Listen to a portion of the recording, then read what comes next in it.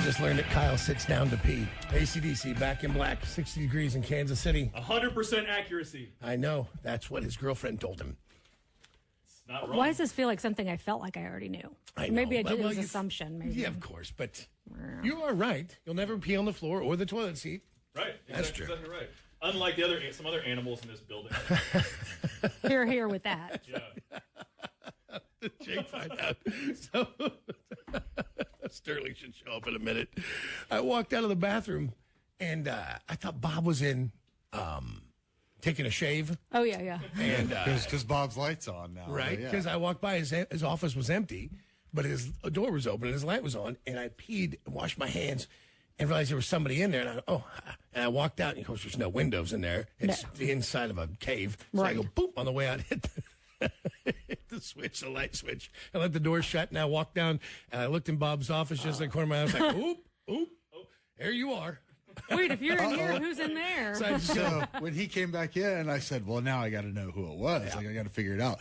So I wandered down there like I have to go to the bathroom, and I opened the door. And that had been a good 3 minutes since you'd been down there. I opened the door. Still sitting there in the dark? Pitch black in the room. So I flicked the light on, and I go, what is going on in here? And in the last stall, I hear Sterling go, somebody thought they'd be funny.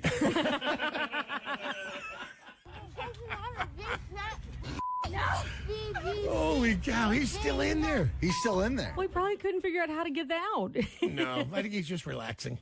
Wouldn't you? Yeah. It's the new place to hide. Somebody was all the way in the handicap stall. So Yeah, it's all the way in the back, but that's it's the comfortable one. The best part was it was pitch black, and when I hit the lights, and I was like, what is going on in there? Somebody thought they were going to be funny. That's so good, man. Oh, it's just good times. We're talking about the sports guys who are just definitely they pee on everything.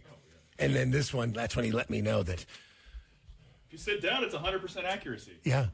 Every time, huh? Yeah. You never stand up and pee? Once in a while, yeah. Realistic about my mom would have loved you as a son. She yeah. had 4 boys who just, we're terrible. I'm sure we were animals, but she'd have loved it. She'd have loved you, man. You'd have been her favorite. I would have loved her, too. Yep. That's, no, as long as She told you to the stop little picking girl on she me. didn't get. Yeah, right? Stop picking on him, John. That's the worst English. I'm glad she's dead so she can't hear it. She's rolling that book. Jesus The Christ. sound you hear is her rolling. She would have said that. Not like that. Even after the stroke, she had a better accent than that. Jesus Christ, man. That was terrible. You just sit on down to pee, son. Right. Did you do that before you met your girl and moved in with her? Or is that something you developed once you moved in with a girl? I'd say I've always had it in my pocket. I've always kind of done once in a while.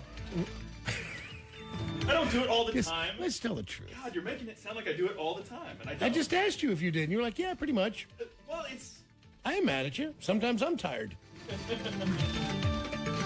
That's true. I get it. All right, don't worry. Celebrating birthdays, Beverly Hillbillies star Donna Douglas would have been 91.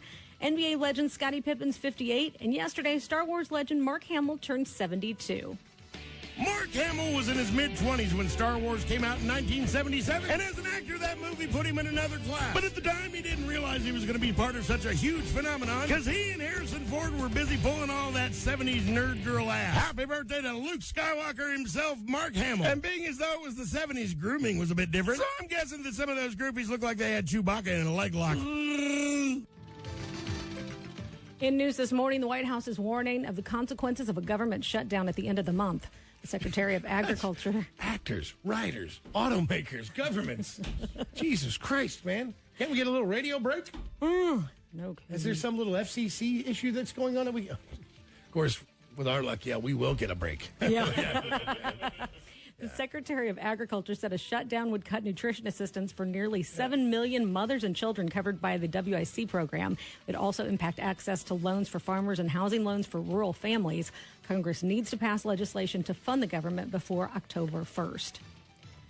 Amazon is investing as much as $4 billion into artificial intelligence company called Anthropic.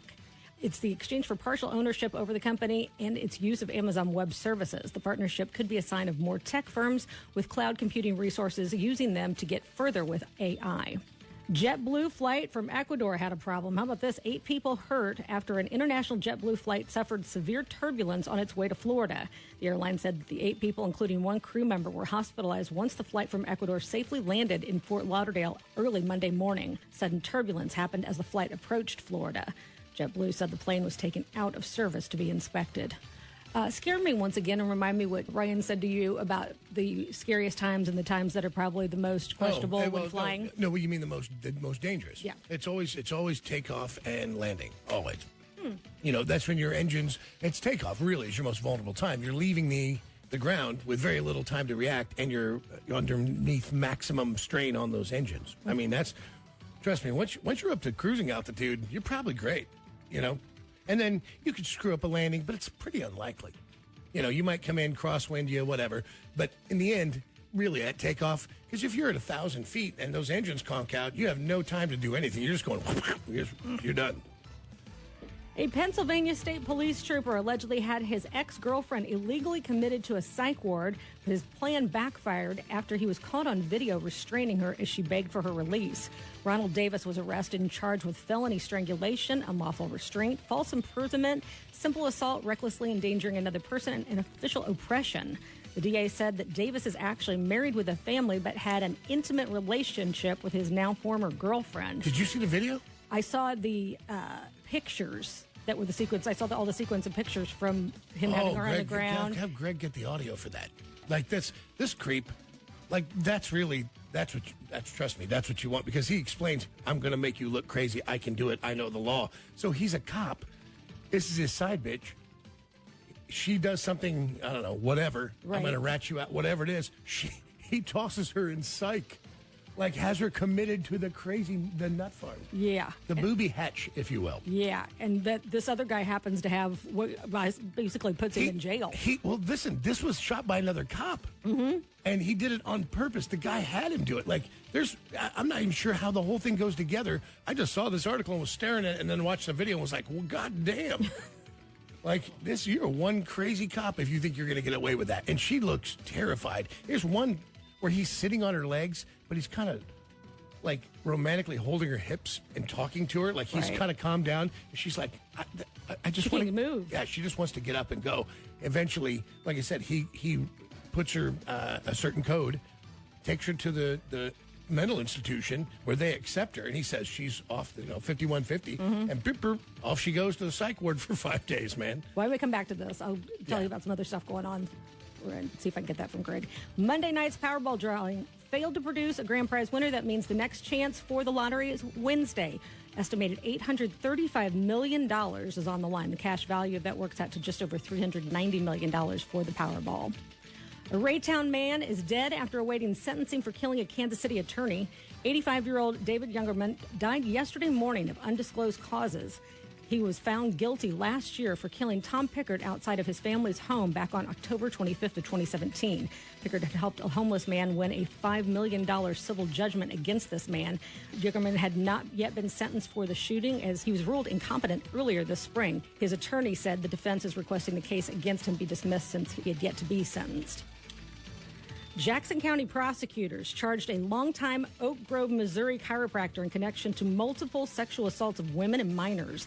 He looks like an Amish guy who lost his horse. Yeah. David B. Clark charged with first-degree sodomy, 3 counts of second-degree, and first-degree sexual abuse and second-degree sodomy. According to court records, multiple victims traveled to Clark's clinic, Health Plus, in Oak Grove for treatments over decades, going back to the 1980s.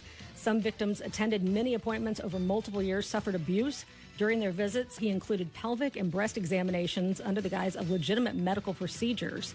They say many of the victims were from the Amish community and lacked sex education and had little interaction with actual health providers. Was he Amish? Clark used his self-proclaimed title of naturopath. I'm sure I'm mispronouncing it. Whatever. If you just mix in their nature and like homeopath, like it's bogus. I hate to tell you this. If somebody tries to sell he you a offered pill, multiple a holistic drink, treatments. a finger in your ass, like it's all bad. He offered multiple holistic treatments, which the Amish were drawn to entice victims from across the country to travel to him for appointments. Apparently, the Amish look is very simple. You too could have it. You just you grow a beard, but lose the mustache. Yeah. It's not a good look. He has the crazy eyes in it, too. Well, it's a mugshot. You don't always see the mouth open mugshot, though. Yeah. He's like, I wasn't ready. But that's a look, man. That whole no mustache, all chin pubes, and from the ears down, it's a weird look. But in the picture, maybe he's astounded by electricity, or like the picture, he's like, the camera what? took my soul. Hezekiah, yes. Travis Kelce's football jersey sales are exploding. In less than 24 hours after Taylor Swift was seen at the Kansas City Chiefs game against the Bears, Kelce was listed as one of the top 5 selling NFL players and saw a 400% increase in sales. Oh, the Swifties are all getting them. It's pretty amazing. Of course, on Sunday, Swift was seen watching the game from Kelce's suite with his mother. Everybody is talking about it. I've literally looked, international news is discussing it across the globe. This is how big it is. And I had to go back and point out to P. Hill, who just the most curmudgeonly old school football bastard. I pointed out, hey, Taylor Swift is there with Travis Kelce. He's like, it's for publicity. I was like, I don't think she needs the publicity, man. And he's like, yeah, whatever. It's always for publicity. I go, Phil, she just sold it out by herself. It was her. It was just, twice, 2 nights in a row. No team, no Super Bowl, no series of games leading up to it, no sense of anticipation, no hometown whatever. But you could just tell he's walking upstairs with his bag of chips like, you don't know what you're talking about. I'm like, what are you talking about? This is gone, because this is crazy. This is just what I was saying. She's always dated these kind of effeminate, just pretty boy kind of guys, like actors, musicians, kind whoever of they were. Studious looking fellas Sure. sometimes. Right. And this isn't what she's gone for. So this little hookup, whatever it is, I mean, hell, you hope everybody's happy. Maybe it's going to be super nice. Although I did see TMZ put their names together and call it The Trailer. No. Oh, damn. Travis and Taylor make Trailer. The Trailer. Somebody deserves a raise for that one. So they went on a date. It lasted a couple days. And now the town is on the blaze. Our boy is getting laid. Some of her fans are really vexed. Hope she don't have a gag reflex. Yeah, Travis took old Tay home. And drove deep in her end zone. They're causing quite a scene. And I don't want to sound obscene. But there's one thing that's plain to see. Guys everywhere are living vicariously through Travis Kelce. Cause our tight end is gonna do his part to dirty up America's sweetheart. He's gonna break it off. He's gonna break it off. Now you may think that this song lacks a bit of class, but we all know that Kelsey's tapping that ass. He's gonna break it off. He's gonna break it off. Wow. Greg, you really sullied that relationship right out of the gate, didn't you? Thank you. You really just... In music news, Brian May was in rehearsals over the weekend in London for the Queen Adam Lambert tour, but he kept his eye on NASA's mission to bring a sample of Bennu, the largest asteroid, back to Earth that same day. He not only has an interest in it, being an astrophysicist, but he also has because he helped identifying the site from which the sample was taken.